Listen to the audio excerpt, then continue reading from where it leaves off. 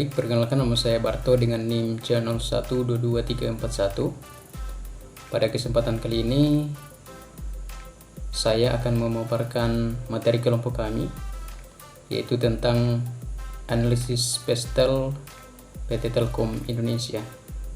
Jadi, adapun masalah yang kami dapat di PT Telkom Indonesia kaitannya dengan politik adalah masalah intervensi politik dalam rekrutmen dan promosi. Nah, seperti contohnya yaitu rekrutmen tidak transparan. Ada data yang kami dapat pada tahun 2020 di mana Komisi Pemberantasan Korupsi atau KPK menemukan indikasi jual beli jabatan di lingkungan Telkom. Nah, di mana posisi strategis diduga diberikan berdasarkan kedekatan dengan pejabat pemerintah. Nah, ini bersumber dari Kompas tahun 2020. Kemudian dampaknya terhadap PT Telkom Indonesia, yaitu menurunnya moral karyawan berbakat yang merasa karirnya terhambat.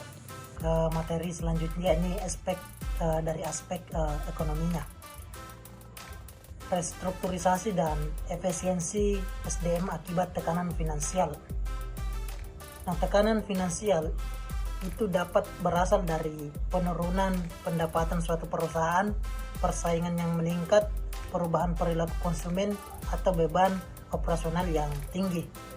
Nah, bagi perusahaan besar seperti Telkom semisal, tekanan ini itu mendorong upaya bagaimana kemudian suatu perusahaan ini itu mengoptimalkan struktur organisasi dan efisiensi tenaga kerja agar tetap kompetitif dan berkelanjutan.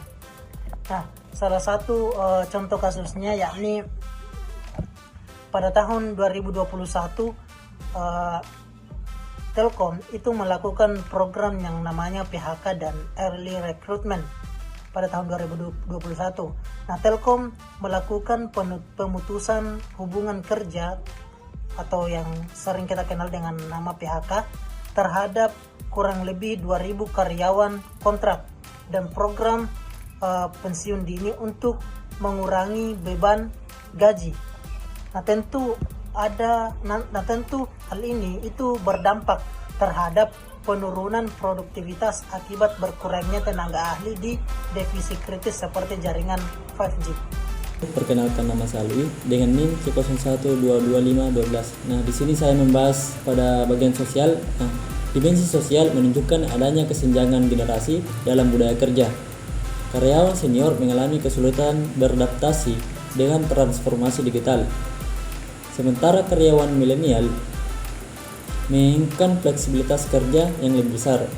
Kesenjangan ini menciptakan konflik internal dan memperlambat proses adaptasi organisasi terhadap inovasi teknologi. Nah, salah satu solusi yang bisa diterapkan yaitu mentoring antar generasi. Mendorong program mentoring bagaimana karyawan senior dapat berbagi pengalaman dengan generasi muda. Dan sebaliknya, generasi muda dapat membantu senior dalam memahami teknologi baru. Baik, assalamualaikum warahmatullahi wabarakatuh. Perkenalkan, nama saya Dalisu. Di sini saya akan menjelaskan materi yang keempat, yaitu mengenai teknologi, di mana masalah yang dihadapi PT Telkom Indonesia itu kesenjangan keterampilan digital. Pada tahun 2023, PT Telkom Indonesia ini gagal implementasi 5G atau tertinggal dalam peluncuran jaringan 5G karena kurangnya insinyur yang kompeten di bidang network switching. Adapun dampak dari ketertinggalan ini yaitu mereka kehilangan pasar ke kompetitor seperti Excel Axiata. Assalamualaikum warahmatullahi wabarakatuh. Perkenalkan, nama saya Mutmaindah dengan NIM channel 122340.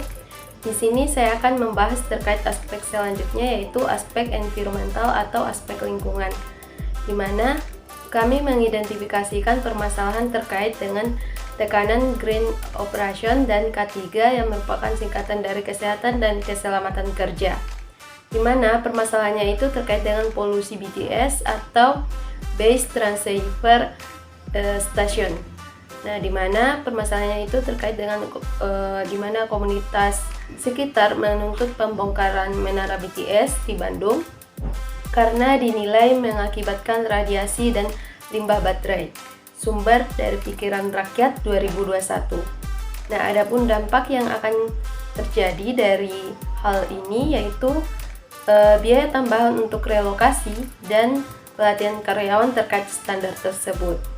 Perkenalkan, nama saya Kirsara Irene dengan NIM channel 1224443. Nah, di sini saya akan menjelaskan tentang badan hukum PT Telkom Indonesia (TBK). Yang pertama, bentuk badan hukum. PT Telkom Indonesia berbentuk perseroan terbatas atau PT dan memiliki status sebagai perusahaan persero, yaitu perusahaan milik negara yang sebagian atau seluruh sahamnya dimiliki oleh pemerintah. Yang kedua, dasar hukum pembentukan. Dasar hukum pembentukan ada 3.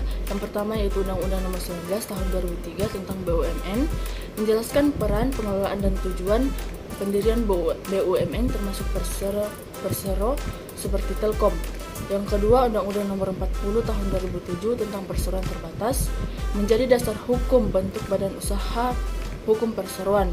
Yang ketiga, peraturan OJK karena Telkom adalah perusahaan terbuka yang sahamnya diperdagangkan di Bursa Efek Indonesia dan New York Stock Exchange. Yang ketiga, akta pendirian atau perusahaan atau perubahan. PT Telkom Indonesia awalnya merupakan perusahaan negara, PN Pos dan Telekomunikasi, lalu menjadi perusahaan umum atau Perumtel, dan akhirnya berubah menjadi perseroan melalui akta notaris. Terakhir dengan perusahaan anggaran dasar sesuai kebutuhan bisnis dan regulasi pasar modal.